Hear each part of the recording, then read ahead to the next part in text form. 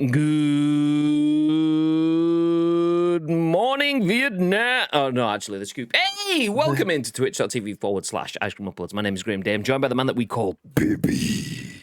Who needs voice mod? Who needs voice mod when you can do that? Who needs it? Exactly. I'll read, Bib. Good morning. How are we doing? Not too bad, not too bad. Although I just shouted into the microphone and I've just seen my mic redline. So apologies if I just deafened you all this morning. Hey, how are you doing? That's what happens when you're on your second glass of iced coffee after already having a nice warm coffee as well. 3 glasses in. I'm fine. I'm not even too excited. Yeah. You're too excited. Stop going on about. All right, fine. Anyway, welcome in. Speaking about welcome in. Yay, says Lake, with the 11-month Prime. Thank you very much, you beautiful guy. Nice. See, that takes us back up to 90 sub points again. Like, I know it will drop off. We'll have a big old drop off because you beautiful people did push us up like stupidly high. But that takes us back up to 90 again. Once again, we are within 10 of 100 sub points. That's ridiculous. 89 subscribers to the channel. Thank you very much, people. Thank you very much. We appreciate you. Madge, good morning. Lake says up the as you. Up the as you say up the as you. Nichio, hey. Well, hello there. Hey, how you doing? Ads, Gagad, good morning, geezers. All right, laugh. All right, darling. How are you all doing? How were your weekend? How was your weekend? Yeah, I can words. How are your weekend? How were your weekend? How was your weekend? Did you all have a good weekend? What you been up to? What you get up to on the weekend, babe? Saturday, I went out to a gig. It feels like I've hardly been inside the house. So Saturday was the Adored Manchester gig, where it's just like a full day of, well, it's a full weekend of like tribute acts. So it's like a festival, but it's at Bowlers. So that was mint. Cagoles everywhere. Yeah, you get a cagoule. You get a cagoule. Yeah. Is that a raincoat? Of course it is, mate. We're in Manchester with a bucket. He's got a bucket hat on as well. No worries. But yeah, that was class. And then yesterday we went to go and have a look at a couple of cars and whatever else. Obviously, when we go back to the office tomorrow, so Samantha will need a car in January because I will have the car because I'll be going into work. And we will have another child. So, well, we'll have a child, not another one. I'll dump myself in there. I mean, does Samantha know about this one? Little baby Bobby. So yeah, it's and then we went out for a curry in the evening. So yeah, it's been a bit of a hectic weekend. But what about yourself? What did you do this weekend? I had my anniversary, so I had 10 whole years of somehow keeping Danielle around. She puts up with this, and she has done for 10 years. She's either trapped or a glutton for punishment. I'll let you decide. Or maybe, do you know what? Maybe I have some redeeming features, potentially, maybe. Probably not. You guys have seen enough on stream to know that that's not the case. But anyway, yeah. We went for a nice breakfast. We watched James Bond, No Time to Die, which was really good. And then went to Blue's Kitchen to eat beef brisket, have some drinks, some chicken. Went to watch a live band, but the band didn't come on until 10:30, so we just bailed and went home. Nice. And then trip to the Trafford Centre on Sunday, got some slim chickens while we were there, because why not? A big box of Dunkin' Donuts to start the day off on the Saturday. So basically, I ate myself into the next size clothing, which was worth it.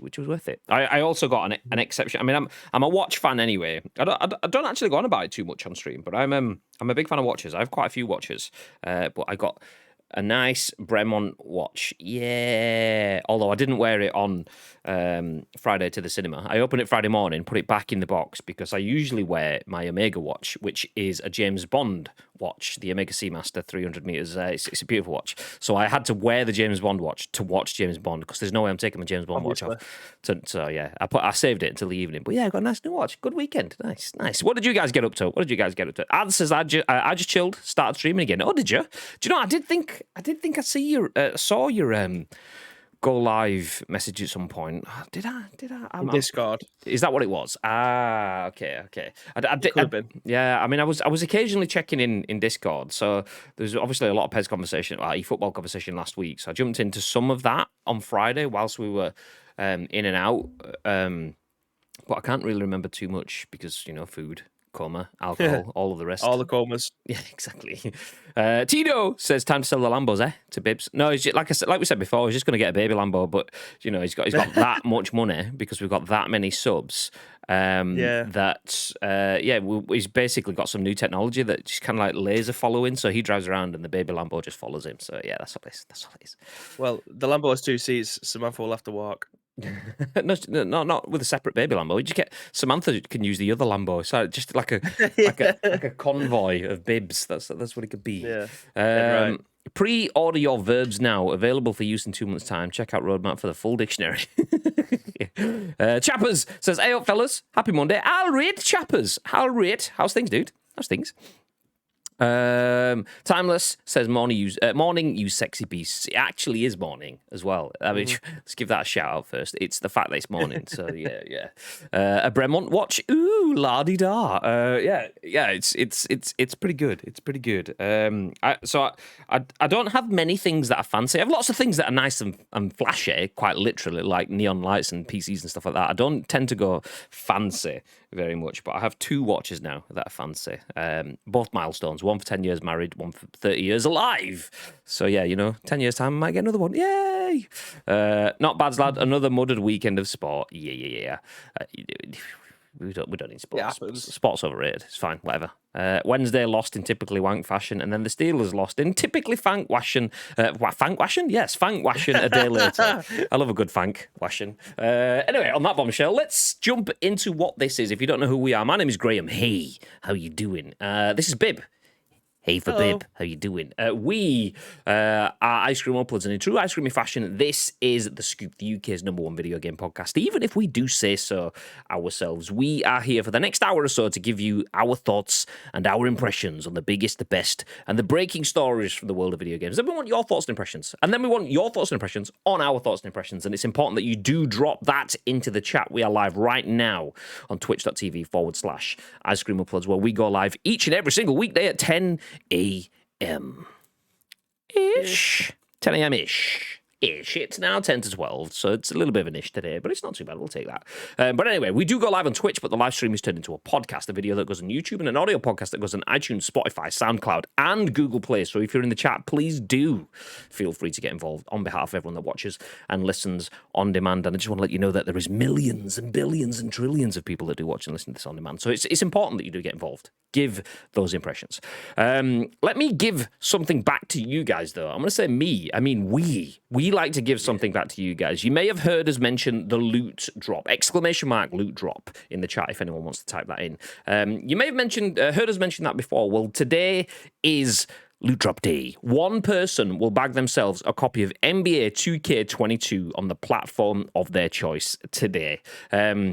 We give away one prize to one subscriber every month. That's the way that we like to, one of the ways that we like to give back to people that help support the channel with donations. So, subscription, should I say. So anyone that is a subscriber, whether you've paid for it yourself, whether you've had it gifted, whether it's a Prime, a Tier 1, 2, or 3, whatever, as long as you're a sub today, and you're in our Discord, to give you the technical bits behind it, you need to be in Discord and have your Twitch and Discord accounts linked. If you can't see the loot drop channel in Discord, you're not quite there. There is a loot drop channel in Discord. Yeah. Anyway, all you need to do is have your accounts linked, be a sub in the Discord, and you are automatically entered into the loot drop. And for every month you're a subscriber, you get entered into the next one. You don't have to do anything other than make sure your accounts are linked and join the necessary channels.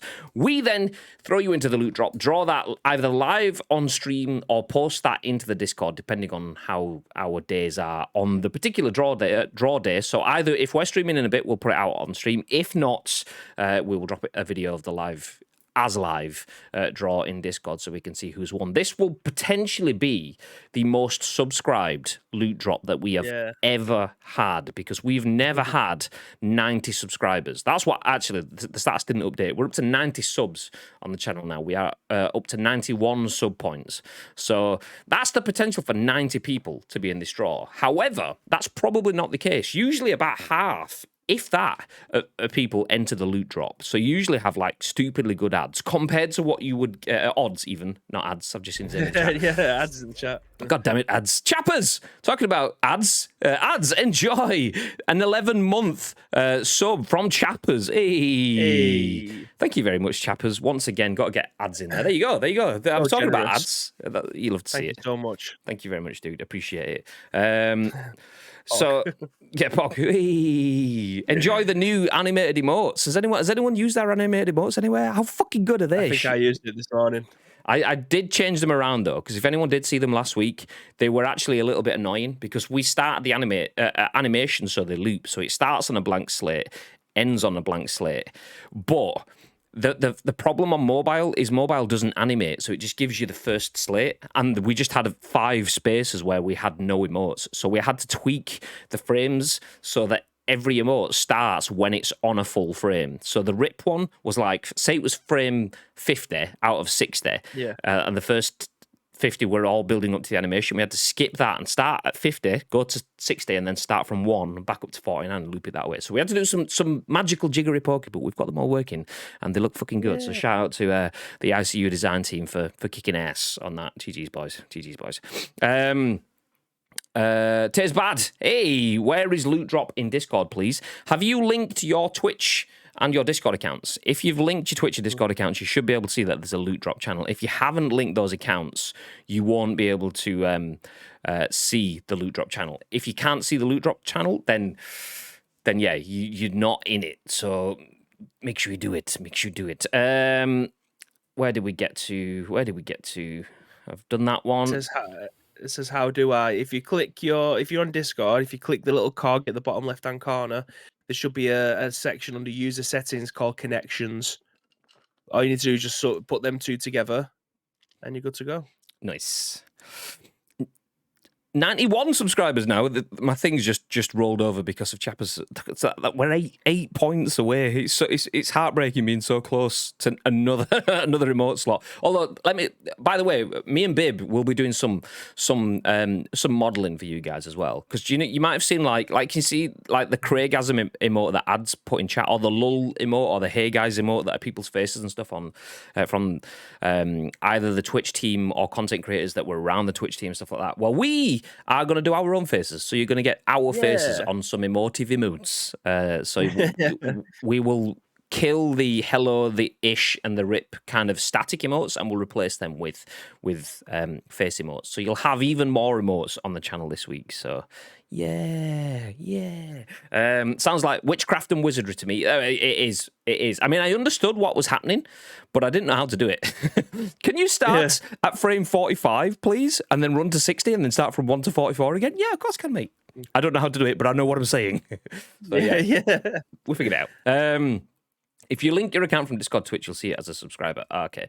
It's on the left in the channel drop-down menu. Yeah, there you go. Oh, cheers, Chappers, for the links and stuff. This is how you do it. There you go. So linking your accounts. So to be entered, just need to be a sub and be in the Discord. It's 3 parts. That's essentially it. But 1, you need to be a sub, whether you pay for it or someone else gifts it you. 2, join the Discord. And then 3, as long as your Discord and Twitch talk to each other, our Discord can see that you're a sub. So you need to link your accounts. That's all linking your accounts does. It means that our Discord can then go, oh, you're a subscriber. Here's a channel that's just exclusive for subscribers. That's how we make sure that it's just a sub giveaway. So, yeah. Nice. And that's it. Yep, that's it. Nice. Okay, let's get set for some news. Mr. Bibb. Hello, Graham. Would you be interested in trying a game before you buy a game? Well, Ads has decided to give away 2 gifters again because you guys are fucking. You've kicked off a hype train. So again, thank you very much, you guys. You're absolutely killing it for us at the moment. The generosity is overwhelming. That is ridiculous. Ads gifting 2 subs, 1 to I Am Deaf Sniper and 1 to Klondike Bar. 3,500, 3,500, 3,500. I don't know, but Klondike, thank you. Enjoy the gift. Is same with I'm Deaf Sniper. Ads, thank you very much for that. And Chappers throwing some bits in as well. 40 have each. Thank you very much, guys. Yeah, we don't tend to have hype trains very often. We had a level 5 one last week, was it? Or was it the week before? And now we're on another one again. So yeah, you guys are beautiful. This is ridiculous. I mean, I'm lost for words. Thank you very much, Ads, for paying forward the gifted sub from Chappers as well. We appreciate it. And then 1 extra. What a guy! If Sniper or Klondike, if you're in the chat, do feel free to thank Ads for the gifties and enjoy the animated emotes. Feel free to use them around all of Twitch. Nice. The hype train. I think was finished. Did it finish? I can't see. I may Yeah, have. 140%. Oh, Nice. sorry. I thought you meant last time. Oh no. I clicked on it and I might have. I don't know whether it's gone or whether I killed it. But thank you very much, people. We appreciate you. We appreciate you. But stop interrupting because we're trying to give you the news. All right? Yeah. All right. All right? Yeah. Stop being so generous. Yeah. How dare you? 94 sub points. 94. That's ridiculous. 6 away from 100. That's stupid. That's stupid. Gaga's just posted in the loot drop. Please, no more gifties. I mean, the funny thing is saying that, but Gag had gifted 5 himself last week with a message of something like, I've just ruined my chances or something like that. Oh. Do you know what? Genuinely appreciate it. Thank you very much. Thank you very much. And if you don't mind, I'm going to get back to the news, all right? Because that's what we're here for, all right? All right? Yeah. So, Bib, would you like to try a game before you buy a game? Yes, I'm from a generation, Graham, where my demos came in the form of a magazine. You could go to your... oh, God. The hype train has now started again. For God's sake. Nietzscheo coming in with 6 tier 1s. Oh, my God. There's your 100. That is ridiculous. And Shogun coming in as well, resubscribing. This is ridiculous. Yeah! I mean, we were already at the most that we've ever been at last week. Now we are 100 sub points. We have, I mean, it's not updated yet, I'm assuming. We're 101, probably. Nietzsche gifting 6 subs to Scotty, Gaming Nacho, Anarchy Max, Derek, Coolan, hey, welcome back, and King Comic, all getting subs. Coolan getting his 6 months in there. Nice one, Coolan. Thank you very much, Nietzsche, you ridiculous hero. And show with 19 months of this codswallop, he says. That's ridiculous. That's ridiculous. Appreciate it. Thank you very much. That will have unlocked us yet another emote. So we will have so we had 5, and that would be 6, 7. So that's 8th emote. So yeah, as mentioned last week, if you guys have any suggestions for emotes, you guys are building us up to it. There we go. 100 sub points. It's updated. I don't know if it's counted shows, but it's updated. There we go. We have unlocked it. That's it. Nice. So we've got another sub emote. You guys are absolutely ridiculous. We appreciate the support. This is stupid. And we're now already up to a level 3 hype train because of all those specking subs. Do you know what? Thank you very much. Appreciate it. Yeah. What do we go for with the sub emote? Because we're going to add in mine and Bibby's faces doing the. So Bibby, okay. Do you know what? Bibby, give me a what face? A what? A what face? A what? Like a what? Like an emote face. Give me your face. Go on. Give a prequel. Go on. Let's do it. Okay. Now, Bibby, give us a lull face. Give us a lull face. Oh, I can't be doing this, man. It's all right. We've got 27 different emotes to run through. Bibby, give me a slightly puzzled at what Graham's asking face. Yeah, that's right. That's the one we've just seen. What? What'd you say? But yeah, there you go. Anyway, we need a shocked Bibby emote. Well, that might be on the list. That might be on the list. So yeah, we already have some things. Me and Bibby are going to get. Actually, I'm not going to use that word. We're going to get pampered. I'm not going to use the word facials because that means something completely different on the internet. Me and Bibby are going to try all we can to make ourselves look pretty so that we can look half decent in the emotes for you. So we'll get those emotes, hopefully shot, clipped, and then uploaded to the site by the end of the week. So you've got yourselves a bunch of extra emotes. So you can see exactly where your sub points are going to. We appreciate it. Thank you very much. Thought you were doing the news, Jesus. Get on with it, says Nietzsche. Yeah. We know what you're doing. Seriously, thank you very much, Nietzsche. What a guy. I appreciate it. Thank you very much. But back to the news. Bibby, for the 3rd time today, would you like to play a game before you buy it? Yes, Graham. I am from a time where we used to get demos in magazines. And I used to absolutely love that. It saved me like £60 now because I find out whether or not I actually like the game. So yes, I would absolutely love to be able to see demos again, whether or not it's in a disc form or it's on a digital download. Well, that's good because a game trials feature has been added to PlayStation 5.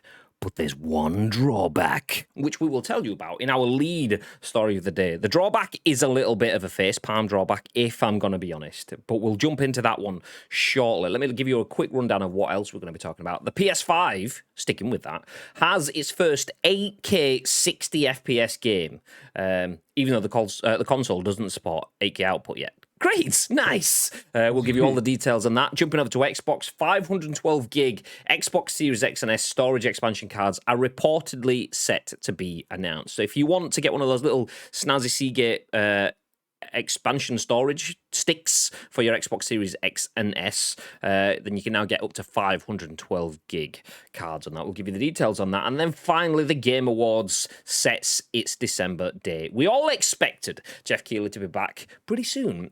We now have the date on when you can tune into that. Do you know what? I was going to talk about Ice Cream Uploads watch alongs, whether we will or wouldn't be doing that, but we'll talk about that later on in the show. For now, let's jump into the first bit of news before anyone else interrupts. Calm down. Keep your subs in your pockets. All right, we've got plenty. It's fine. You guys, heroes. Steph Nunneley at VG247 says a game trials feature has been added to the PlayStation 5, but there's one drawback. It's also only available in the UK for now, it seems. Hype train's finished. Yeah, enjoy, share the remotes. Choo-choo, hyper. Nice. Thank you very much, people. Okay, back into the news. If anyone's listening on demand, I didn't just have a seizure then. The hype train is a feature on Twitch that's just finished. So there you go.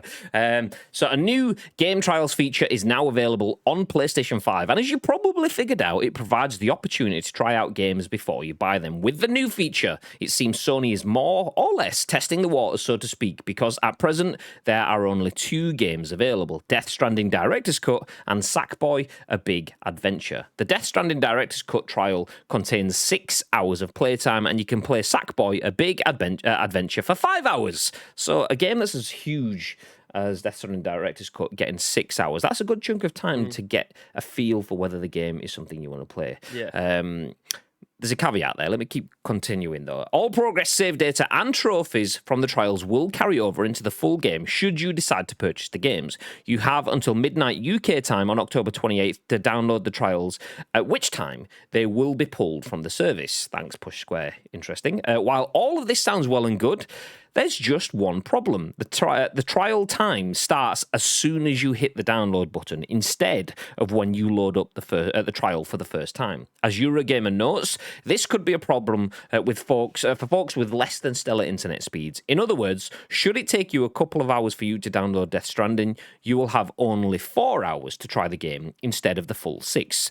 But there is a workaround should you want to play the trial without missing on content due to download times. According to Reddit user JS Snalls, before you initially download the trial, you need to make an account with the same region as your main account and then click on the download trial button on this new account. Then, after download, go to your main account and click on the download trial option. Because you already downloaded to your PS5 using the new account, you won't need to download the trial again in order to play it. The feature also seems to be only available in the UK for the time being. Hopefully, the feature will roll out across other regions soon, and Sony will change it to where the trial doesn't start as soon as you hit the download button.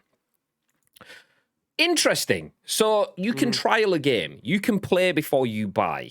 Something that has been hugely successful on PC, on Steam, on EA. EA Play allows you to trial. I mean, just last week, a lot of people in this chat will have been playing FIFA. Just this week, a lot of people in this chat will be playing Battlefield when it becomes available. Wednesday is when that becomes available. So it's a great function. GG's to PlayStation for rolling this out. Not quite sold on the way that they've done that. What are your thoughts, babe? Yeah, I mean, it feels like a huge oversight, really, like, doesn't it? Like, here's a demo for the game, but if you have, I don't know, if you're limited to a 30 megabyte download, for instance, and you have something like Death Stranding, which I imagine is quite a large download. I've not downloaded it myself, but say for instance it's 60 gig. It's touching it. You're probably going to be able to play it for 2 hours, and that's being generous. And that's if it is a 60 gig and you've got 30 meg download, like that's being generous. You might only have 2 hours out of the 6. The workaround is fantastic. Like, again, people will always find ways to try and dupe a system, and in this case, it's actually for good reason. But yeah, it seems it seems like a huge oversight, doesn't it? Like you should be able to download like your FIFA one, for instance, on EA Play. You can download it, and then your timer starts as soon as you click the tile once it's downloaded to be able to play it. That seems straightforward enough, and that seems like the perfect way to be able to try and maximize the hours that you've essentially paid for. To be able to use that service. I mean, this is included in your PlayStation Network service, so you've technically still paid for it. But it feels like a massive oversight, that. So yeah, that should be the first thing that they fix. But apart from that, this is a very, very good way to try out new games. And I, for one, I'm happy that this is the case. I'm starting to get to a point where demos are hopefully going to be coming out again. I mean, you're going to be downloading the game and starting it from the beginning. It's not necessarily a demo, because a demo, historically, if it was a sports game, you'd be able to play 1 or 2 matches. So you'd be able to play as many matches as you want with the time limit.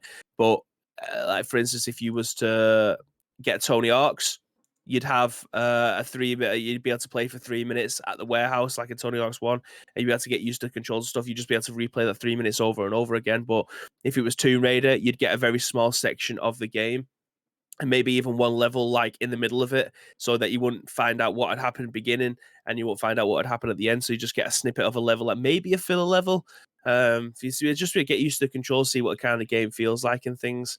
So yeah, I'm all for being able to do that, because games are expensive, man. Like for those people who have got a next gen console, games are like £10 more than there was on the last console, which I think, in this day and age, £60 for a game, I think, is more than acceptable, especially if it's a game that you know you're going to get a lot. Like, just because you play the game for longer doesn't mean it's necessarily worth it. So, using Resident Evil for an example, I mean, why wouldn't I? Resident Evil Village is about 13 hours long, and I think if that game was to be 30 hours long, it wouldn't make that much sense, because there'd be a lot of filler in there. So it's always quality over quantity. But £60 for a 13-hour experience, a lot of people probably turn their nose up at that. So I think having a demo of a game would give you an idea of whether or not you actually want to spend that 60 quid. Because once you've bought that game, especially if it's a physical one, you can't take it back to Game or any other shop on the high street and say, I don't like it, because they'll still give you a trading value. You can't, I don't think, correct me if I'm wrong, unless it's still sealed, they won't give you the full price for the game again just because you don't like it. So to have the option to be able to download a demo and get used to it and have a look and see if the mechanic's worth it and whether or not the storyline is something up your street, I think that would be good for gaming in general again. I feel like we've definitely lost something not having demos. I mean, it's quite interesting, because demos came, and it was demos existed, and then some evidence came that actually demos means that people are not going to buy your game. So game developers, publishers, whatever reason, first parties decided, actually, someone's got some stat that's not the be-all and end-all stat, but it suggests that people playing a game might not actually buy the full version. So let's get rid of that and just force people into buying the games. And that was a corporate first rather than a consumer first decision. Made sense, potentially, if it was based on profit. However, because the more advanced way of thinking is do what's right for the consumer, we've eventually worked our way back to getting demos. Demos are 30 years old. The idea of playing demos are 30 years old. And this just coming to PS5 now shows you that it got lost along the way. But in working the way back, it's like, okay, people want to play a game before they buy it. Actually, we've realized that demos and betas and alphas and giving early access is a very, very strong way of selling video games. Fortnite, one of the most successful games in the world, might even still be in early access. I don't think it's ever left it, the Battle Royale, that is. Officially, anyway. I mean, it pretty much is a full game, but I know it used to say early access still. The last time I played it in the menus, I don't know whether they've just gone 2 past chapters and 8 seasons later. Yeah, exactly. It's got to be at it, really.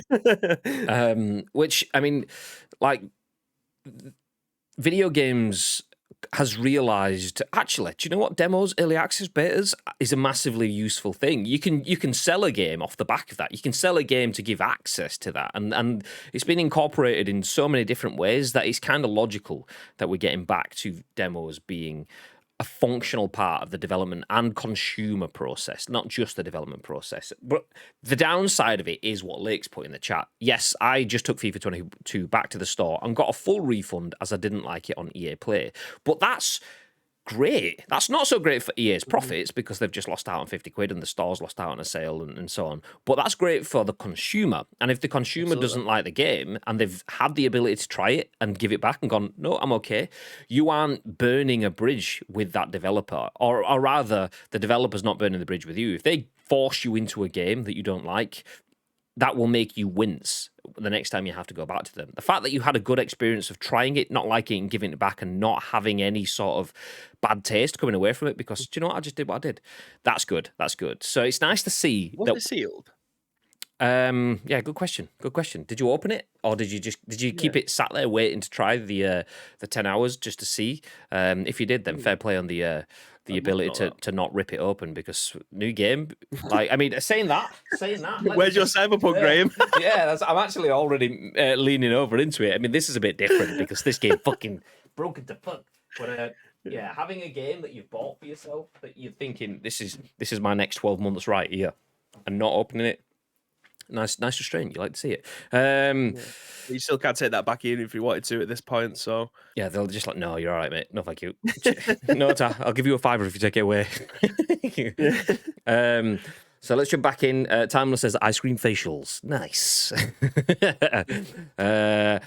Madge says PS Magazine with a three game demo attached to the front. Exactly. I mean, that used to be exceptional because demos did a very, very big part of me buying future games. I would never have bought Destruction Derby 2, but bought Destruction Derby 2 off of the back of a demo that was attached to one of the... It was either one that came with the PlayStation, or I think it came with the PlayStation. I'm pretty sure everyone had it. Like, either that or it was one of the early PS discs. I think it came with the PlayStation. Anyway, bought that game off the back of that. I'm in the UK, we don't get any exposure to any form of Destruction Derby sort of stuff, really, unless you go out of your way to find it. So playing the game... Nah, you're right. I'll play Colin McRae. I've got racing. Yeah, but this is racing and crashing. Yeah. Played it. Fuck me, this is incredible. I want to play more of this. So I went and got the game off the back of that demo. Sadly, corporations got into actually, if people try it, then they won't go out and buy it. So we want to force them into buying it. But now we circle back, which is nice. But it's not entirely nice. As we jump into Madge's comments, what on earth? Imagine having pooper's internet and by the time it's downloaded, your trial's pretty much over. Exactly. So that comment is about... There is essentially two restrictions within this. One of them, it's only available in the UK for now. To which Az says, why is that a drawback? Madge says, why is that a drawback? Fuck everywhere else. I see what you're doing. But yeah, if you're in the UK, it's great. If you're not, it's not. So yeah, it's geo-locked to the UK only for some bizarre reason. It's probably just a testing thing. There's a lot of tests and stuff that PlayStation do on specific territory. I remember there was one that we covered not too long ago that was just Poland and Ukraine or something like that. It was something to do with like a TV streaming something or other. I can't remember. Is it Netflix? Netflix video games? It could have been something. No, it was something on PlayStation. I can't remember what it was, but it was a... They do rollouts like that all the time. Like you got Netflix, you got Twitch subscriptions, didn't you? That there was trialed in different countries first for your local currency at a lower rate. Yeah, I just meant like within. So PlayStation do it within their systems. Like they've got some things that are just American only. Obviously, like PlayStation's being able to pre-order and buy from PlayStation. I think that's an NA only sort of thing. But anyway, that's a tangent. So the fact that this is only available for the UK, that's probably just a rollout thing. Testing it, make sure it works, jobs are good. And the time limit, I get, but there's two parts of that I don't like. So obviously, first of all, I say I don't like, nobody likes the fact that as soon as you hit download on that game, your 6 hours of being able to play that game is started. My internet, some days I will have Death Stranding Collector's Director's Super Edition Mega Enhanced version installed in like 15 minutes. Other days, 12 days later, I will just be sat there and watching my 6 hours disappear and then another 6 hours before I can load up the game and it tells me, actually, you can't play this. So that is poor. That is very, very poor. The other thing that I'm not... I'm happy enough to have someone provide me with a reason for this, which would change my opinion. But why is it only there for a limited amount of time? Is that to try and draw you in? Is it like an impulse purchase thing? So Death Stranding Director's Cut comes out now ish. You can play it now, so you can play the demo until the end of the month.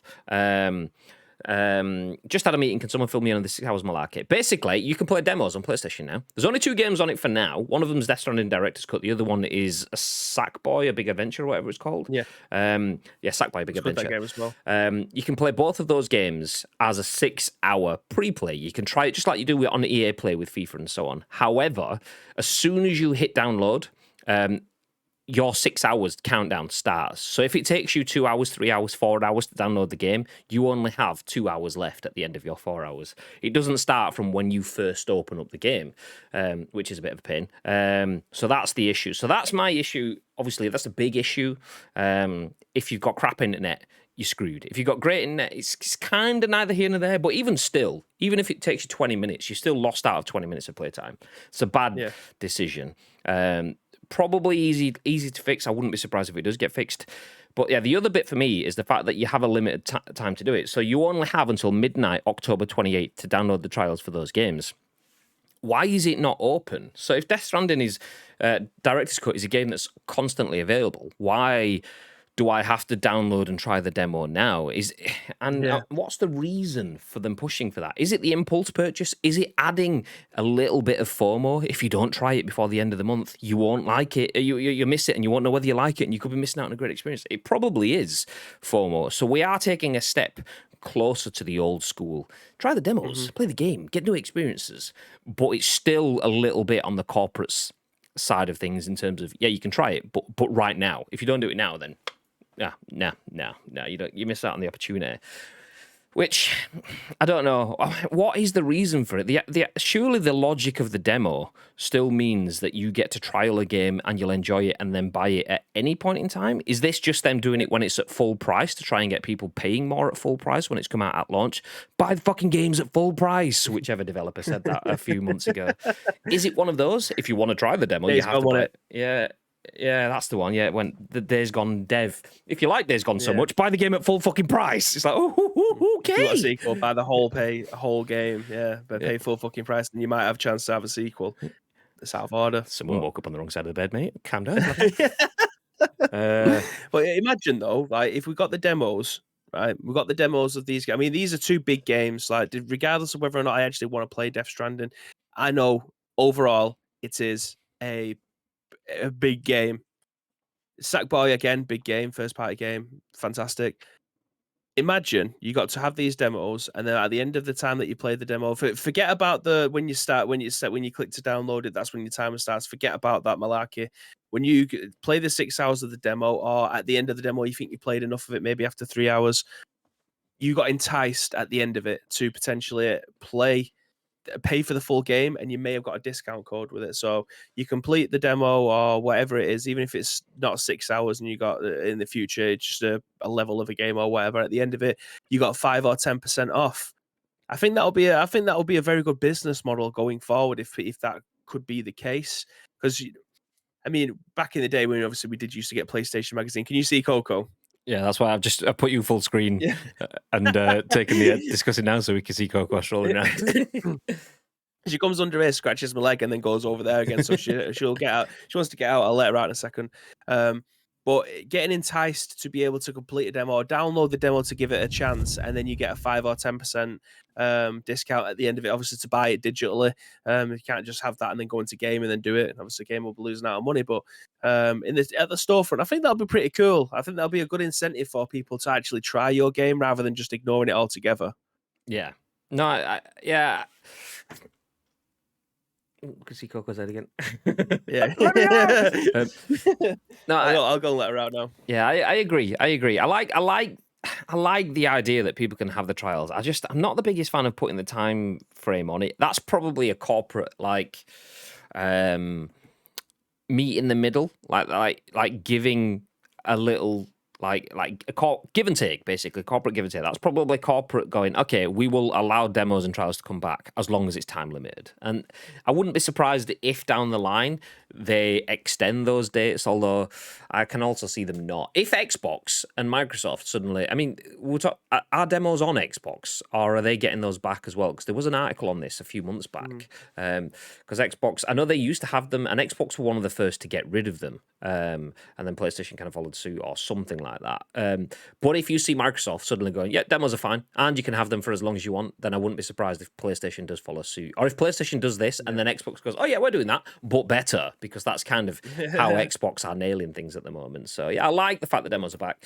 Don't like the fact that time is restricted to a short period of time that can then be eaten into downloads, and the fact that you have a FOMO pointless 28-day time frame, 24-day time frame from now. If you want to play this, you've got 3 weeks and 3 days to get your 6 hours in. If not, you miss out. Why do I miss out? What is it about that arbitrary 28th of October that means that I miss out on it? Why? Is it just your corporate reasons? The overlords? Is that what it is?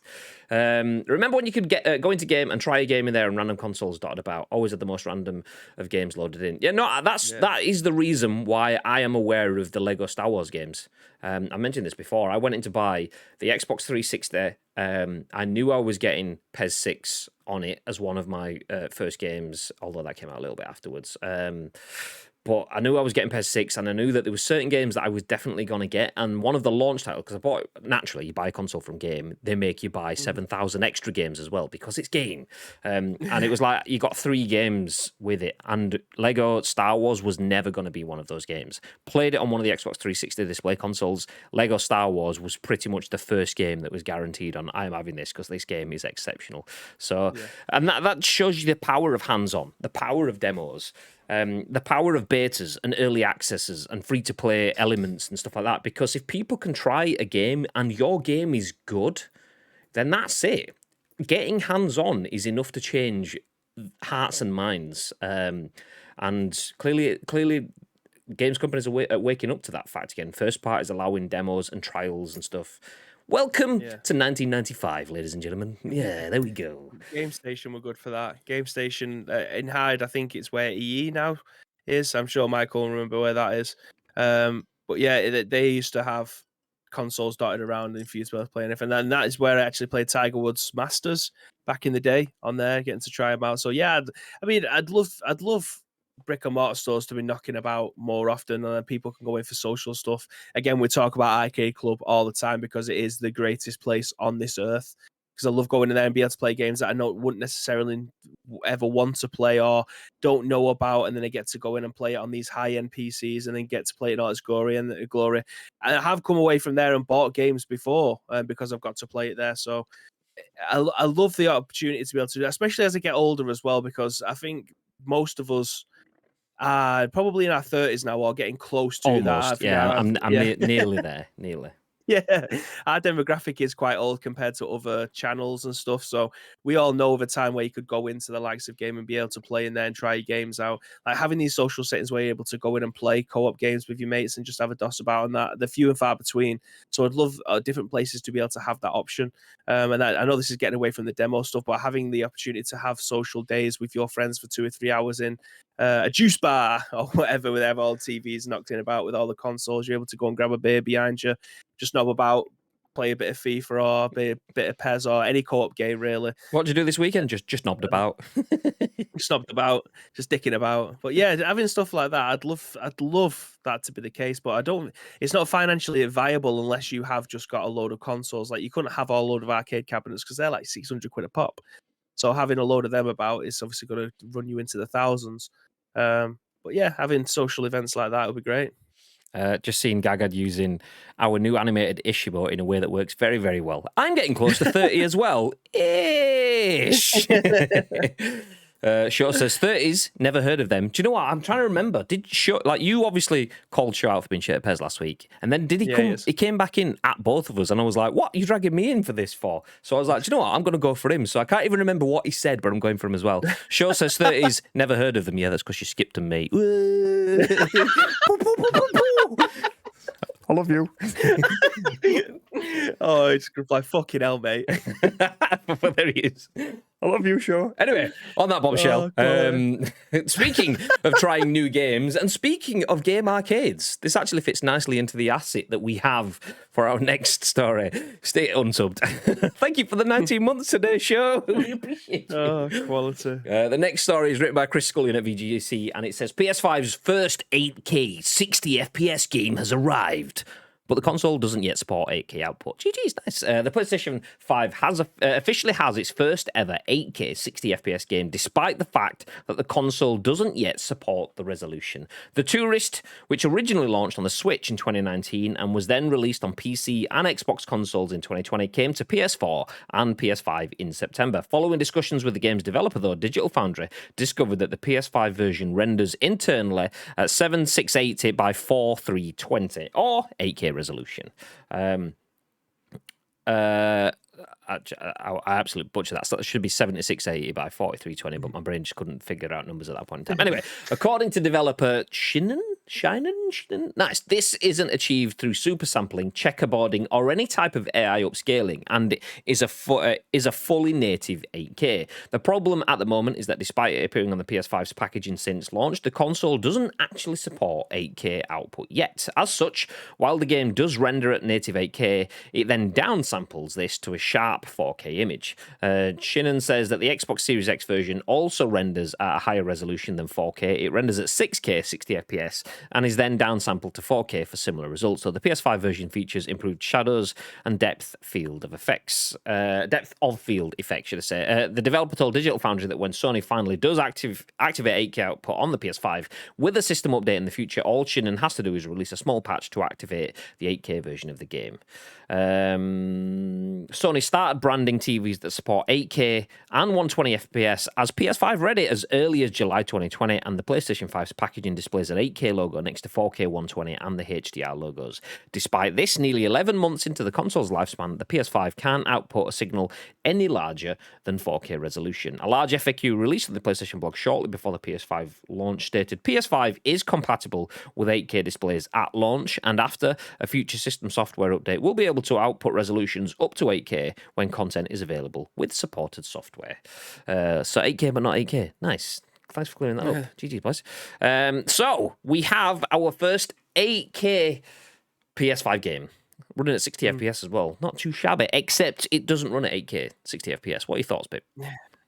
Yeah, it's obviously it's just a limitation at this moment in time. It clearly shows that you are able to do this at some point. It's just a case of them switching it on. But I have actually played this game. I played this as part of the xCloud stuff using my Razer Kishi. It's actually a really good game. I didn't finish yet. I probably played the first 2 hours of it, and I actually quite enjoy it. So I would. It's one of them games like it looks really good despite it being like pixel art. It's really, really smooth and fluid, and that's just, again, playing it via xCloud on my Razer Kishi. So I'd be interested to play this in 8K just to see. Like, I haven't played any game in 8K. I've barely played any games in 4K because I don't have a 4K monitor or TV to be able to play all the good games of a PlayStation 5 that do support that. So I imagine this will be really sharp. Like, I don't think of another word that I could potentially use for it, but even on my phone, over a streaming service, it still looked really sharp. So I'm interested to see what this looks like in 8K eventually when that does arrive. But yeah, the functionality is there in the background. It's just a flick of a switch. So I'm interested to see what other games have that ability too, because this is the first reported one. But will there be games like Assassin's Creed Valhalla that have already that built in the background? It's just waiting for a switch to flick, and then you can play Assassin's Creed in 8K. Like, how long do we have to wait for that kind of thing? Yeah, I mean, I'm pretty disappointed in this whole thing, to be fair. I'm absolutely feeling let down. I mean, I bought my PS5 because it says 8K on the box, and I've got 3 1080p monitors sat here waiting to see the output, and then and not just my monitors, I can stick it to my TV, which displays in glorious 4K output. So where is my 8K? I mean, yeah, it is bizarre to me that it's not there, but at the same time, it's not really a big deal. There's bigger things that PlayStation has that it doesn't deliver just yet. There was articles last week talking about PlayStation software updates that could give the ability to being able to sort your menus in folders and just basic stuff that used to be able to do on the PS4. 8K is obviously much more functional than that, but I know a lot of people don't have 4K screens / TVs at this point in time. So 8K, yeah, it's nice, but it's not there. It is good to see though that the games are there, delivering content at 8K output, even if the systems aren't ready to put them there. Yeah, so yeah, it's an odd one. It's an odd one. It's not an odd one. It's a completely sensical one. But when you boil it down to just the title, it is quite an odd one in that sort of way. Yes, 8K 60 FPS game. Yeah, no, you ain't get that. But do you know what? All in good time. All in good time. The interesting one for me though is. And this is factual evidence that is beyond discussion, by the way. The game outputs at 8K 60 FPS with improved shadows and depth of field effects on the PlayStation 5, but it's only 6K on the Xbox Series X, which therefore conclusively, beyond all doubt, proves that the PS5 is better than the Xbox Series X. Facts. Anyone disagree? Oof. Listen to the chat. Nope. Everyone agrees that the PS5 is better. Nice. Let's move ahead. I'm only joking. Yeah. I can just hear you all smashing. I'm only joking. I know we've got a lot of Xbox users in here, which is why I'm just poking the bear. I mean, it does kind of shows you the fact that no console is better because Xbox delivers more consistently. I'm right in this, right? I mean, someone correct me if I'm wrong. I believe Xbox delivers more consistently across a wide range of games than PlayStation does in terms of hitting 4K 60 and beyond, or potentially and beyond. Whereas PlayStation obviously does have certain games, particularly some first-party stuff, that will look and appear better. But yeah, the moral of the story is, do you know what? Just it looks good. Your TV's probably not going to be good enough to play it anyway, so whatever. It's fine. It's great. You fucking what, mate? Says Tito. Get out of here, says Lake. Ad says N64 is better. Well, there you go. Ad's with the Nintendo bomb. So yeah, PlayStation 5 not only has demos, but it also has 8K 60 FPS games ish. Yeah. Ish.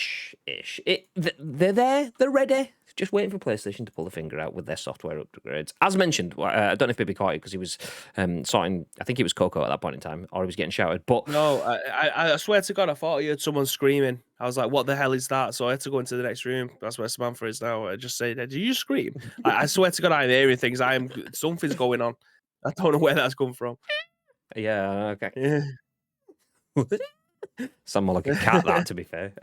It did, yeah. Yeah. As I was saying, there's more on PlayStation's Play. 8K 60 FPS is nice, but that's very much appealing to your top 10%, probably. Maybe a bit more than 10. I don't know. Like I say, I know a lot of people that don't have 4K TVs, let alone 8K, and let alone just for gaming devices as well. So it's a nice to have, but it's not important. There's a lot more stuff that's missing from PlayStation's dashboard, whatever you want to call it, that was in the PS4 that isn't in the PS5. So those things are a bit more important.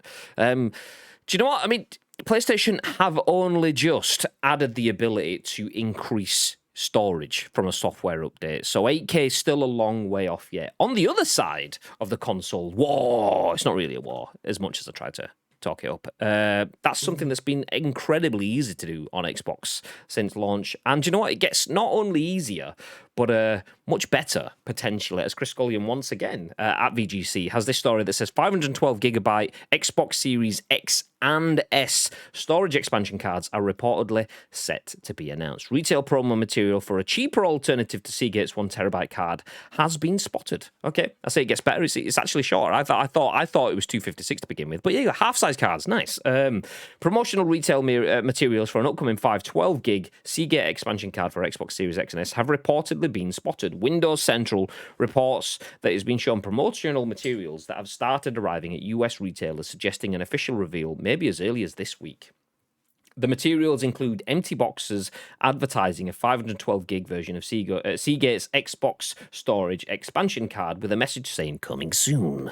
A 512 gig version of the expansion card could provide a slightly more affordable alternative to Xbox Series X and S owners who want to expand their console storage but don't want to pay £220, which bizarrely, is exactly the same conversion rate into dollars for a 1 terabyte card. The news follows a report last month from French website Xbox Squad, which claimed a source gave it information on a 500 gig version of the card, which is reportedly being sold to suppliers for €125 and 71 cents before tax. Xbox Squad suggests this means the retail price would have been around 150 to 170 euros. The site also claims that shortly after its report was initially published, it also received a screenshot of an internal listing at French retailer Micromania, which appears to be the 500 gig cards for 154.99, that's euros, and a release date of November the 14th. The Seagate expansion card is currently the only way to expand the console storage for native Series X and S games. Xbox One and backwards compatible Xbox 360 games can still be stored on an external USB drive, but they can't run Series X and S games because their read-write speeds are far slower than the console's internal SSD velocity architecture and all that stuff. This is particularly problematic for Xbox Series S owners, as the console only has slightly more than 350 gigabytes of storage due to system files, which is almost enough to play Call of Duty. Oh no, it doesn't say that. Sorry, I misread. In an Xbox blog posted last year, Xbox Director Pro. Do you know what? We'll stop there. Talking about why the cards are expensive because of the velocity architecture that I've just mentioned, the fact that it's cutting edge technology SSD stuff is still not fully cheap yet. That's the reason why it's super expensive. Yeah. We criticized the fact that Xbox had what's the word? Proprietary? There we go. Proprietary cards. The fact that there is proprietary expansion cards, and that's it. You have to use the official Xbox Seagate expansion card, which means that you can get ripped off because Xbox has a monopoly on all of the cards that are available to the market. It wasn't as great as PlayStation's using whatever cards the market wants to provide. However, it's super easy. You just plug it straight into the back of the console. None of this taking the faceplate off, unscrewing certain things, getting a heatsink or getting a card with a heatsink installed. If your card doesn't have a heatsink installed, installing your own heatsink to stop the... So Xbox, whilst it's expensive as feck, it's probably not too much more expensive than PlayStation, to be fair, but it just works. It just works. Dropping the 1 terabyte option to a 512 gig as well gives a lower entry point. So if people are struggling to make do with 300 gigs on the Series S, and you can add another 200%-ish of that with a 512 gig, then that's still a massive jump. Yeah. Is it worth it, though, for 155 euros versus 220 quid for half the price? So that extra 70 quid will double the price. What are your thoughts, baby? Is this good? Is it nice? Would you go for the full card or would you go for the smaller card? What are your thoughts? Well, me personally, I'd go for whatever's affordable at the time. Obviously, if I saved up enough, I'd probably go for the more expensive option because having a 1 terabyte is infinitely better than having a 512 one. So infinitely better having that option. But it all comes down to affordability. Like there will be people out there that will have like 10 games installed that aren't necessarily the Call of Duties of this world, but they will have like 10, 50 gigabyte games installed, which is still a lot of gigabytes to be able to try and have on your console. So it would not surprise me if later down the line we're going to get a 256 version of this, and that'll come in at like 70 quid. And I reckon they will fly off the shelves because, again, just because someone has Call of Duty and it might be 140 gigabytes, a lot of people might just want the AA games or the indie games and just have a massive library on the console. So I mean, Insurgency Sandstorm, 16 gig is what it took. Like, you can get a billion Insurgency Sandstorms or games of the same size, maybe not quite a billion. Yeah. But yeah. We always go for the top of the road, don't we, with the likes of Call of Duty, because that is the biggest game I think that's out there in terms of size. And that's just having Warzone. If you want to have the main version of the game as well, that that could potentially be another 70 gig. Sorry, just clearing the old airwaves there. So yeah, having the ability to have maybe a 256 is another good alternative for people if it's coming in at like £70. I reckon they will fly off the shelves. These definitely will as well, because this is the next best thing if you don't want to pay for the terabyte one. So yeah, having 3 different versions of it, I think, is the end goal for them, and bringing out the more expensive ones first is probably the best way to try and capitalize on the money that you will make for this. But it would not surprise me if later down the line we're going to get a smaller version of it, because at the end of the day, people will want a bigger library and people are moving to digital. Myself, I don't The games that I've got digitally are probably games that I've been gifted a code for. Otherwise, if I had the option of physical or digital, I would always go for the physical version. Yeah, me too. Then leave it in the drawer in its cellophane packet until 15 months after it's released. Yeah, nice. So yeah, having the option of increasing my capacity without having to delete stuff would be great, but not having to shell out like 250, 300 quid for essentially a memory card. I'd rather not do that.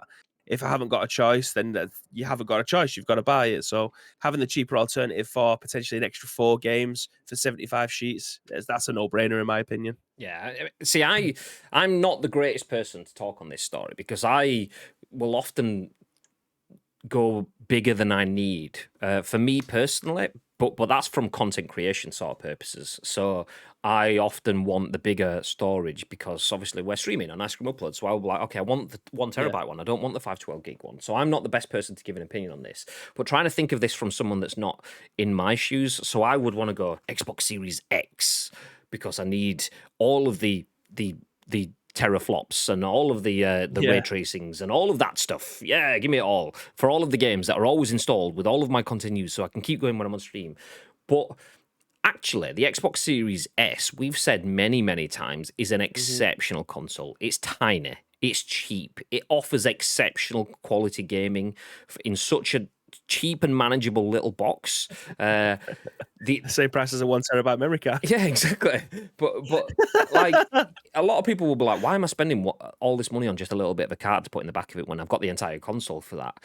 If this like triples the storage space on the back of that, then that's the Xbox Series S card, effectively. If the Xbox Series S is a great accessible console, then this is an accessible version of that card. So it does go hand in hand with that console. Naturally, some people will be like, okay, well, I've got the S. I kind of could do with the terabyte storage because I don't have it. But some people, like you say, aren't necessarily going to be installing multiple Call of Duties and are looking for multiple experiences. They may be, I mean, the way we spoke about the Series S when we first heard about it is it's a great device for Game Pass. You can just churn through your games, delete and move on. And if you're doing that with an extra 512 gig, then that just gives you a little bit more flexibility. So it's a really good option for that sort of stuff. And there's no unscrewing, adding heat sinks. It's just plug it into the back of the console. Bosh, jobs are good. And velocity architecture, everything works. And you know it's cushy. Are you paying for ease as well then? Yeah, you technically are, aren't you? Yeah, I mean it's that sort of it's like we always kind of throw in the iPhone sort of element of you pay because you know it works, because it's quality, because it's branded, you know it's just going to seamlessly work. So it is that, like you say, plug and play. It works. It's got Xbox's logo on it. You can't go wrong. And if something goes wrong, then you're going to be covered anyway. So it's better than buying a PlayStation and then buying a Western Digital black heat-synced SSD stick and then screwing it into your console and making sure that the firmware and stuff's up to date. And it's not stupidly complex, but it can be. Cake says WD Black. Ew. Yeah, that's just the reason I mentioned that one is because that's the one that everyone keeps recommending because it's like obviously it hits the stats and it's pre-heat synced. I would not heat sync my own SSD because I'd butcher it. But yeah, that's the poster boy sort of thing. It's super expensive, but people will buy it because I've heard of Western Digital or WD Black. So yeah, I'll take that one, even though it's like mega expensive. Think of the parents. I think I've got a hat. I've got a WD Black hat from when I was at EGX 2 years ago. Have you? Yeah. Think of parents with kids that want ease of use. Xbox is it exactly? That's what I'm saying. Like just bosh. Not even just parents with kids. Sometimes just parents as well. Like I can't be arsed with that. It's easy. Thermal pads. Slap it on. Job done. But even that, that's easy for you because you're like you're fully converted into PC master race. I say converted. PC is your life kind of thing. So a lot of people that have just been console throughout their entirety, it's like thermal pads. So slap on a thermal pad. What's that? Is that like one of those things that you like put in your pocket when it's a bit chilly outside? Is it one of those? No, No? Callum says, having spent £400 on a next-gen console, is it not wrong that we should need to expand our memory for another 150 quid? That's almost half the cost of the console. Surely this suggests the memory of the console just wasn't sufficient for release. Facts. That's facts. It is. But that's the consumer market that we live in. I mean, it is and it isn't. It is, I agree, that is facts. However, if that console was breaking 600-700 quid price point, then that means a lot of people can't get into the gaming for that part as well. So there's two sides of that story. I believe we should have. I don't believe 1 terabyte or 800 gig on a PS5 is enough for the current generation, if I'm being honest, with the size of games. However, it would be elitist. A lot of people are already out of the price point for the next gen console, so pushing it up that much would work for me, but not for a lot of other people as well. Imagine a scalping price if there was to include a 2 terabyte hard drive with it. You'd have to buy it for like 900 quid. I mean, CEX are already at that point. So, yikes. That's a digital edition. Yeah, exactly. Stupid. I am the race of masters of PCs. Exactly. NX, I'll rate. Being busy with esports stuff with execs today. The joys. Fun times. I found it easy enough, but it's not ideal for the average consumer. The PS5 storage upgrade, that is. Yeah, exactly. I mean, a bunch of people will do, but a lot of people will be scared of it. Just mentioning thermal pads and heat sinks would just be like okay. I'm not sure about this. In this day and age, upgradability is essential in technology. It's a good thing, as the storage will be fine for some people, not others. But it's the same thing, though. I mean, like, upgradability is essential for some people. Some people would just rather sell and buy better. Sell the whole PlayStation and buy the bigger one because it's just ease. I think that will always be a thing as well. Technology does move fast, but just because as fast as technology moves is how simple people want technology to be as well. However fast that moves, that's just how simple people want it to be. I think it's a rip-off because you're just paying for the connector. It's been proven that both Xbox and the PS5 SSDs are using the PCIe standard, albeit a trimmed-down version of what is now known as PCIe 6. Xbox is more simple. PS5 gives choice. Well, Xbox consumer-friendly. PS5 isn't. Swings and roundabouts. Is there a market for me to sell people on upgrading the storage on their PS5? Possibly. I wouldn't be surprised. It's not going to be a big market, so it'd be akin to those little mobile phone stores where you used to go in and get your phone like unlocked, jailbroken kind of thing. You were always able to do that. I mean, I used to do that. We had data cables and we unlocked our own phones or flashed them, was the original word for it. But people would just go take it to a phone shop and spend 10, 20 quid because it was easier than faffing around with it yourself. So there's always going to be a market. Yeah. Maybe not the largest market, but there will be. I paid 180 quid for a 1 terabyte upgrade, separate heatsink, so cheaper than Xbox solution. Pros and cons for both. Exactly. No flashing here, thanks. That's what you're here for. Bow, bow, bow. Anyway, to wrap that, there is now a 512 gig Xbox Series X and S, I don't know which one I said. The new consoles. There is a storage expansion for the new Xbox consoles at only 512 gig. There was a 1 terabyte version, which was 220 quid. The 512 version is around 160 quid-ish, give or take. The price hasn't been confirmed yet. But it's rumoured. It's not confirmed. No doubt it will get confirmed soon, though, if all of the POS and marketing materials are out there. So if you're looking to upgrade your console, you can't afford the big expansion, then there is a littler one. You do have options now. Speaking of options, you have an option to watch us on Twitch whenever you want. But not just us. You have the option to watch us with our friends doing Ice Cream Uploads watch-alongs. We need to confirm whether we will be doing a watch-along for the Game Awards, which is in December. The reason I said we need to confirm is, well, we need to figure out what time it is, when it is, how long it lasts for. Usually the Game Awards last for about 12 days because, they've got the pre-show, then the main show, then the post-show, then the adverts, and then so we don't know. We don't know whether we're going to be watching it, but we can start to formulate our opinions on whether we do bring that content. Would you like to watch that? Would you want to watch it with us? Do let us know. But if you're not sure when it is, we now have that information at least. This is written by Joe Skrebels at IGN. The Game Awards 2021 sets a December date, and it's being held as an in-person event. Whee! So the Game Awards 2021 will be held on Thursday, December the 9th. Is there anything happening around that sort of time frame, Bib? Not that I can think of, Graham. I mean, it seems like it's almost like, I don't know, Like a week before would be my birthday. A few days later, yeah, okay. Mine and Baby's birthday is the start of December, by the way. Just checking. Okay, nice. Well, What this is actually my birthday, but yeah, no I worries. thought it was 12th. I thought it was 9 days after rather than the 9th. Okay, well, there you go. Baby's birthday is the 9th. There you go. There you go. You should talk about your birthday a bit more like I do. I mean, gosh. I think is it day after day it shows on the 10th or the 8th? I can't shows remember. or mine. Mine. Yours is on the 4th, isn't it? Third. 3rd, sorry. Is it shows I as the can't remember when 4th? shows is. I Is think it? Right, okay. I always get it wrong because it's like mine's the 3rd. I think shows is the 4th, and then I think John Edwards' dad is like the 2nd or something like that. Maybe shows is the 2nd, and it's the other way around. I remember this 3 in a row. I obviously remember mine's the 3rd of December. If you didn't know, my birthday is December the 3rd. 3rd of December. So in December, the 3rd day of December is my birthday. That is when my birthday is December the 3rd. Just checking that you got the fact that. Okay, we get it, Graham. Shut up.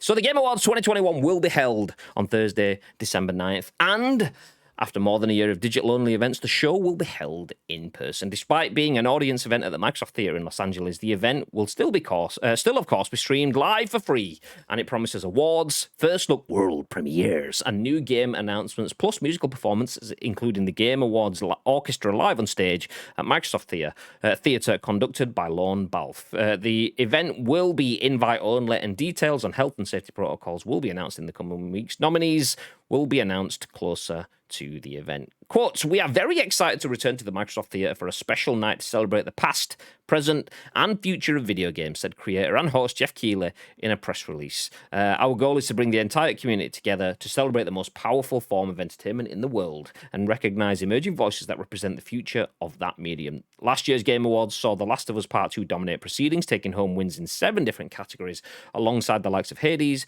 Ghost of Tsushima, which I'm wearing the hoodie of, by the way, and the sweatpants, shout out to Insert Coin, and No Man's Sky. Bib, Game Awards on your birthday. Are you streaming that as a one-man dollop for 5 hours or what?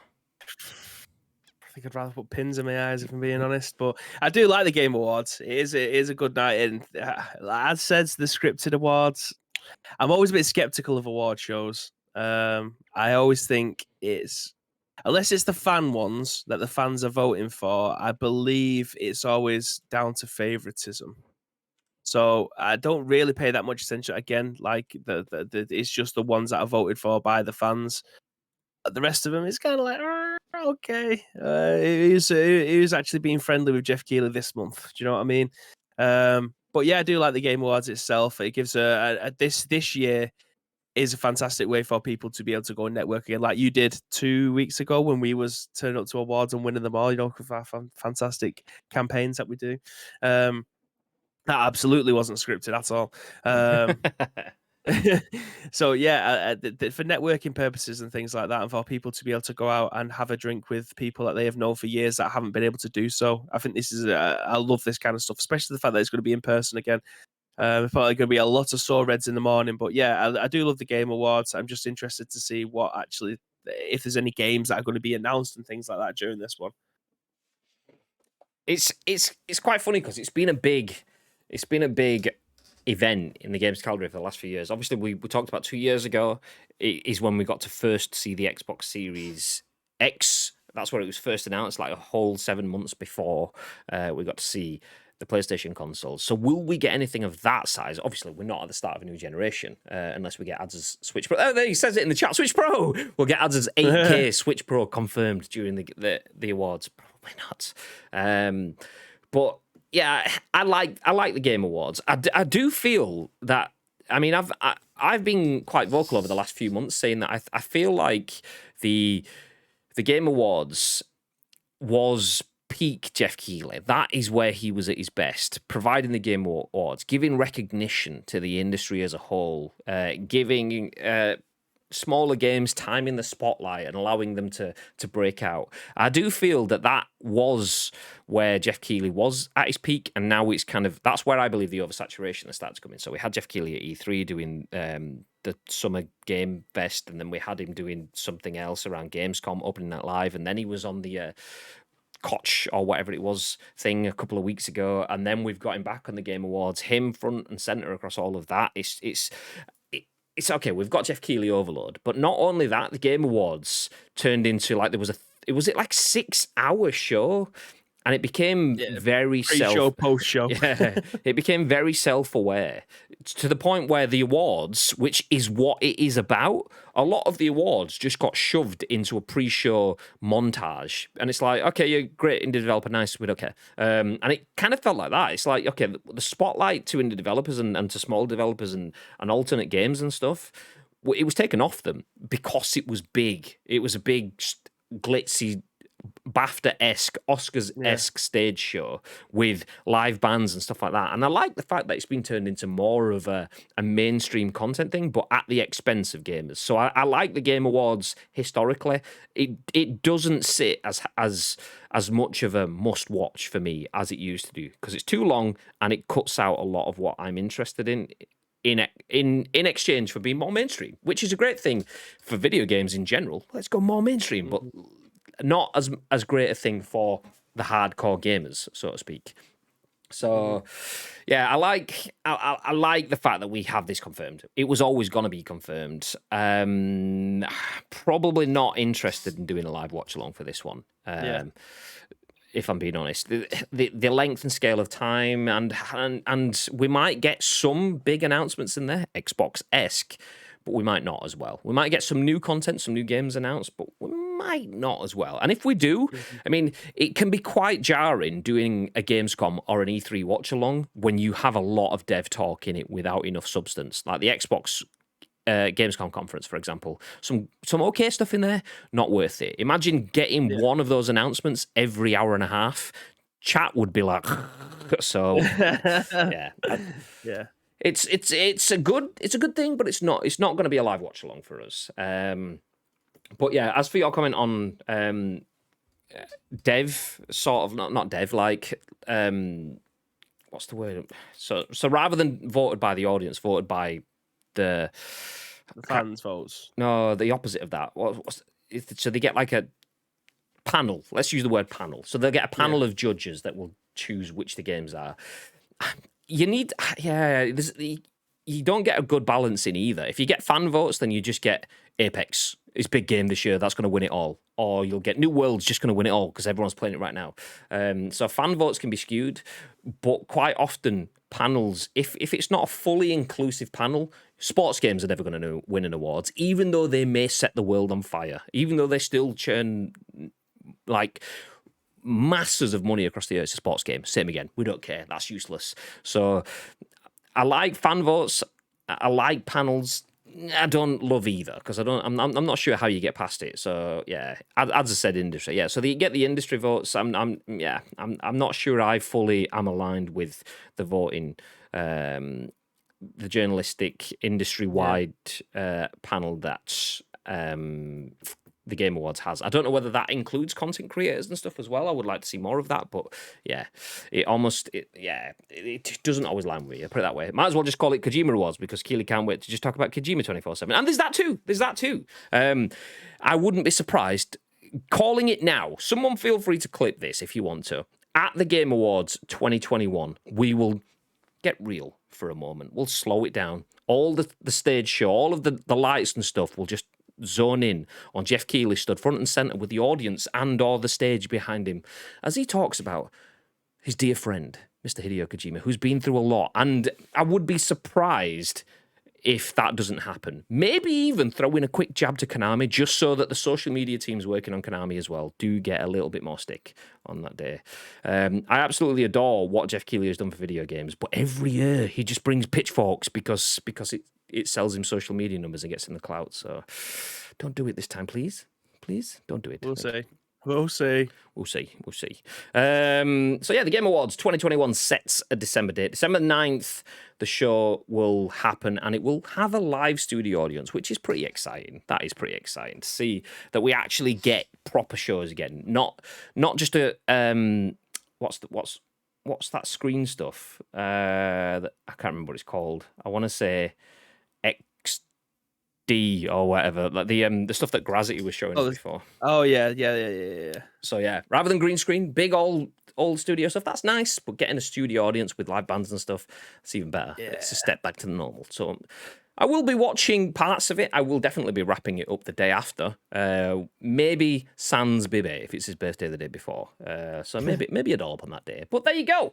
That is the news. Let me give you a little bit of a wrap up just in case you missed it all. We started off talking about game trials, aka demos. They are coming back to PlayStation 5 starting right now with Death Stranding and Sackboy: A Big Adventure. You can play both of those games for 6 hours and 5 hours respectively. Not perfect in the fact that as soon as you start downloading it, your timer starts. So if you download it and it takes you 3 hours and then it takes you another hour to actually get around to firing it up because you're having your tea, you only have 1 hour to play Sackboy, which is not great. So it's a nice move, but it's not quite perfect. Elsewhere, PS5 now has 8K 60 FPS games. Well, it's had it for a while. It's just not ready for it yet. So The Tourist, which has been out on PlayStation, is actually an 8K game that gets downscaled to 4K to be put out onto the Xbox, not Xbox, PlayStation. Elsewhere on Xbox, you can now expand your storage with a 512 gig card. I say now, it's not out yet. It's not even announced yet, but we got the scoop. Because that's what this is. No, it's, leaks and that, so we covered it. That's kind of what we do in the news. Anyway, and then finally, the Game Awards will be coming back December the 9th. And that is today's news. Thank you, everyone, for joining us. And thank you, you stupidly wonderful people, for pushing us up to 100 subscribers. Or 99 subscribers, 100 sub points on the channel. Chappers gifting a sub to Ads Plays. Then to Klondike I don't get what's happening there. My chat's bits is just kind of... Oh, no, Ads Plays gifting back. There we go. So Chapper's gifting, Ads gifting 2, Chapper's dropping bits. That's the bit that threw me off. Nietzsche gifting 6 whole subs, and then Show with a sub of his own as well. 19 months, baby. Thank you very much. We are now up to 100 sub points. That means that we unlock yet another new sub emote space. We haven't even filled the last ones just yet. We do have sexy new animated emotes, though, to say thank you for all of your support over this last couple of weeks. Feel free to use them in the chat wherever you want across Twitch. The hello, the ish, the GGs, the let's go, and even the rips, they all animate beautifully now, so feel free to use those wherever you want. If you've got a gifted sub today, you've got those for a full month as well, so use them to your heart's content. Show the world. In the meantime, we are going to take some pictures for some new emotes, so you'll get some like emotive what faces, almost along the lines of Mr. Ben Ward from Next Gen Bases, but not quite as good as that one that I've just spammed in the chat, the not like this emote. We will do our own versions of those for lulz, for hey, for the whatever. Nice. Where's the alerts? Says KKB. What do you mean the alerts? Like this one? Stay frosty, yeah, from Show, that one? 19 months of this cod's wallop. 19 months of this cod's wallop. But yes, genuinely appreciate 90 months of this cod's wallop and all of the rest of the stuff. Just sub to take you to 100. That's not come through for me. And it's not in Twitch's activity feed either. But I have seen him, and he's in the loot drop now, and he wasn't before. So yeah, that's worked. Refresh your screen, KK. It'll give you the option to share it in chat. I think that is what pops it for us. So if you refresh at your end, it then gives you the option to share, and then at that point, it kind of pushes it out through us. I can definitely see that you're sub now, though, because you've got the ice cream 4-month sub badge jobber. So you've got your sub badge. Twitch just hasn't told us. So yeah, you need to make it tell us. Until then, we can't do anything. Although it has popped up, we now have 100 subscribers, as I can see it in the actual subs list, but I can't see it in terms of the actual notifications. Nothing in the Twitch activity feed or the Streamlabs activity feed. Yeah, got that. So have you typed it in and shared it? KKB just subscribed. There you go. Sorted. Nice one, Nietzsche. Okay, do you know what? I'm going to find random sub. Gary Clark's gifting a sub to S Pidge 3 days ago. This is in honor of KKB. Stay frosty, yeah. Yay! Don't know where it is, KK. Don't know where it is. But if it does pop up, or if you do get the ability to share it and spam it through, then I will share that at that point in time. Before any of that happens, though, Mr. Bibb, is there anything you'd like to add? Yes, again, thank you very much to each and every one of you that have joined us for today's episode of The Scoop. It is the first one of the week, so that means we have got for more shows to be shaped. If you want to help shape those shows, there is 2 ways that you can do that. First of all, find us on social media. It is at Ice Cream Uploads across all major social media platforms. Or if you're watching us on any of our on-demand services, get involved with our Discord. The links will be listed below. All we need from you is a URL plus your thoughts and impressions. We will then give you our thoughts and impressions on the very next show, which will be at what time? Tomorrow, Mr. Graham Day. Tomorrow, just like every other day, we will be live at 10 a.m.